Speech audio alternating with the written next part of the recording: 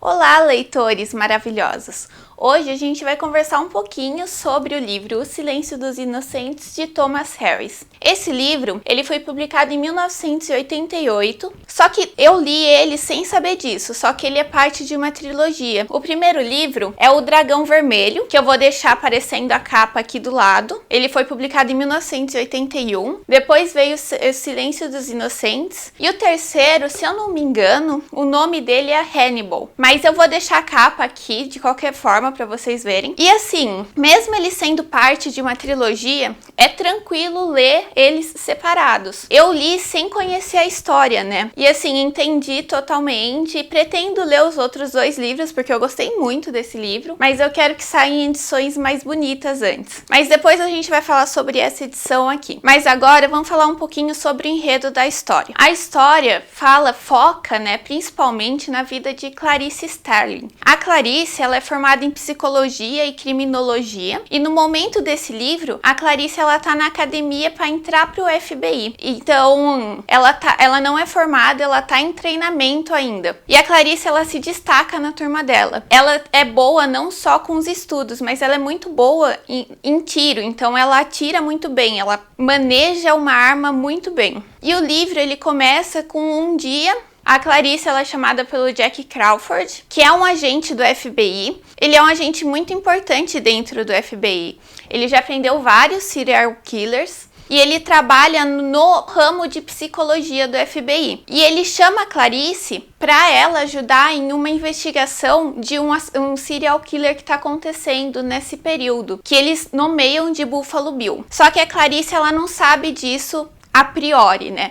Ela pensa que ela vai ajudar em alguma coisa boba e tudo mais, né? Preencher relatório, essas coisinhas. Mas quando ela chega lá, ela descobre que ela vai ter que entrevistar o Hannibal, o Dr. Lecter, né, que é o Hannibal. E pra ela só vai ter que preencher uma ficha psiquiátrica, psicológica desse Lecter. Mas o que ela não sabe é que esse Lecter tá totalmente ligado ao Buffalo Bill. E quem é o Lecter, né? O Lecter, ele é um psiquiatra muito renomado que é canibalista também, então ele come as pessoas, literalmente. E ele é muito bom em manipular a mente das pessoas, então ele tá num lugar totalmente isolado, onde as pessoas nem podem chegar perto do vidro que separa a cela dele do mundo, né? E a Clarice, ela aceita esse convite, né, do Jack Crawford para interrogar o Dr. Lecter. E ela aceita não porque ela acha que ela vai dar conta da tarefa, mas porque ela vê que isso é muito importante para a carreira dela, né, para o futuro dela no FBI. Então ela vai interrogar o Lecter sem saber que ele tá ligado ao caso do Buffalo Bill. E no decorrer da entrevista, ela descobre que o Buffalo Bill foi paciente do Dr. Lecter na época que ele ainda atendia psiquiatricamente os pacientes, né, dele e tudo mais. Mas assim, o Buffalo Bill, ele foi paciente do Dr. Lecter por pouquíssimo tempo. Então acho que foi, se eu não me engano, uma consulta só que aconteceu, né, entre os dois. Mas como o Dr. Lecter, ele é muito bom no que ele faz, nessa consulta ele já conseguiu interpretar várias coisas da mente do Buffalo Bill. Só que o problema dessa entrevista toda é que o Dr. Lecter, ele não conversa com ninguém. Ele não tem interesse em conversar, em falar as coisas com ninguém, assim, nem as coisas da sua ficha psiquiátrica. Só que o que acontece? A Clarice vai entrevistar o Dr. Lecter, ele não fala com ela e a hora que ela tá saindo da cela dele acontece uma coisa que o Dr. Lecter decide falar com ela. Só que nada é de graça, né? A Clarice, ela vai ter que se abrir, falar coisas pessoais dela que aconteceram na infância dela, enfim, pro Dr. Lecter também falar coisas sobre o caso do Buffalo Bill. E assim, ao longo da história a gente vai percebendo que toda essa conversa entre a Clarice e o Dr. Lecter parece realmente uma consulta psicológica, uma consulta psiquiátrica. O Dr. Lecter começa a tratar realmente a Clarice, que vai desabafando com ele no decorrer do tempo. E o Buffalo Bill, ele sequestra principalmente mulheres. E essas mulheres que ele sequestra são encontradas mortas nas margens de rios. E elas são encontradas sem a pele, esfoladas assim, sem pedaços da pele. Então é uma cena horrível. E a trama, ela fica realmente interessante quando o Buffalo Bill sequestra a filha de uma senadora. E daí o que acontece? O Dr. Lecter, ele vê toda uma oportunidade para ele mudar de cela, porque a cela que ele tá é muito restrita, né? Não tem janela,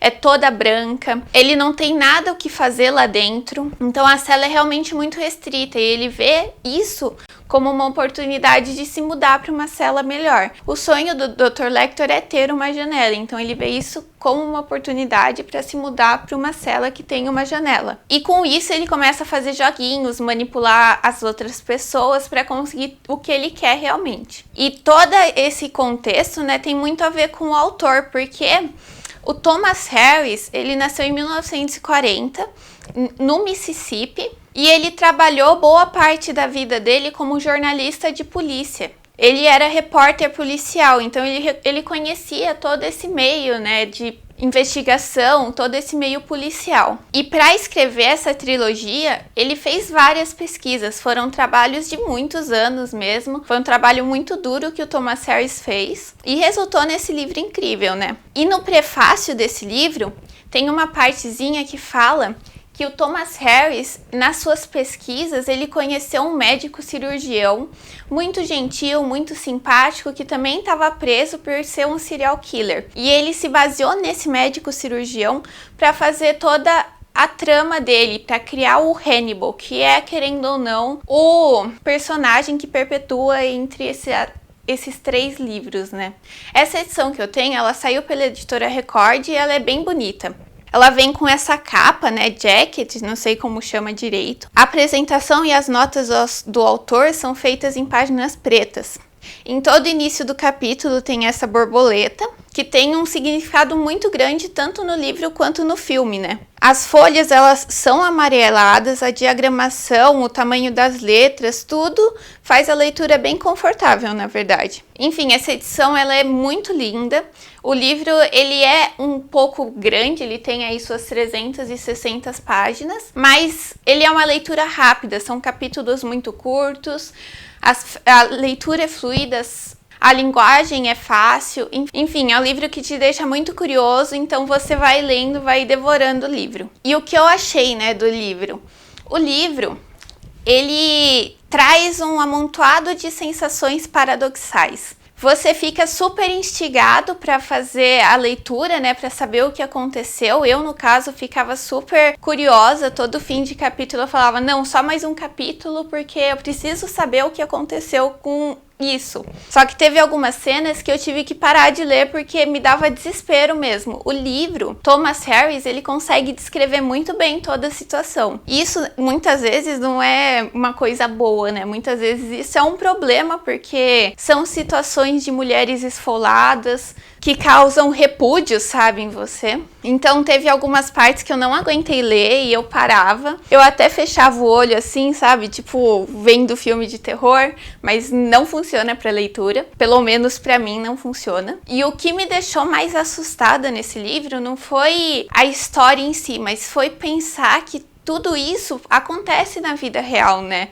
O Thomas Harris mesmo, ele se inspirou num caso real para fazer o Hannibal. Então, tudo isso realmente acontece. Isso me deixou com medo, sei lá, eu já posso ter sentado do lado de um serial killer no banco de um ônibus, por exemplo, sabe? E toda essa situação é assustadora. E depois que eu li o livro, eu fui assistir o filme, que eu nunca tinha assistido esse filme por querer realmente ler o livro.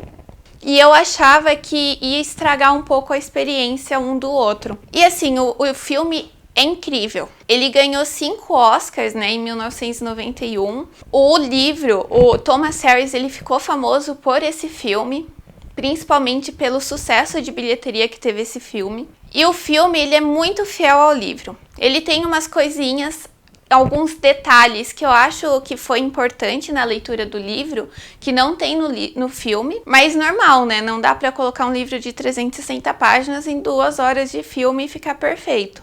Mas assim, o filme é muito bom, dá a mesma sensação que o livro dá. É aquele filme que você fica pregado na tela da televisão por horas e não sai porque você quer saber o que aconteceu, mesmo já sabendo o desfecho. E tem a série também, né? Esse livro, essa trilogia, na verdade, ele gerou a série. E dizem que a série é muito boa, que a série consegue retratar tudo muito bem. Eu nunca assisti, eu vou deixar ela aqui. Pretendo assistir, mas eu pretendo assistir depois que eu ler os outros livros. Isso vai só acontecer quando saírem edições mais bonitas desses livros. Mas é isso que eu tinha para falar sobre esse livro hoje. Eu espero que vocês tenham gostado da resenha. Muito obrigada pela companhia. Se você gostou, não esquece de curtir o vídeo, se inscrever no canal. Isso ajuda muito porque o canal é novo e ajuda o canal a crescer. Compartilha também com aquele seu amigo leitor que gosta de leituras de investigação policial, que esse livro, ele realmente mudou assim todo o conceito de investigação policial que tinha na história da literatura. E me segue também nas redes sociais, eu vou deixar aparecendo aqui ou aqui, não sei o lado direito. E é isso, um beijo e até o próximo vídeo.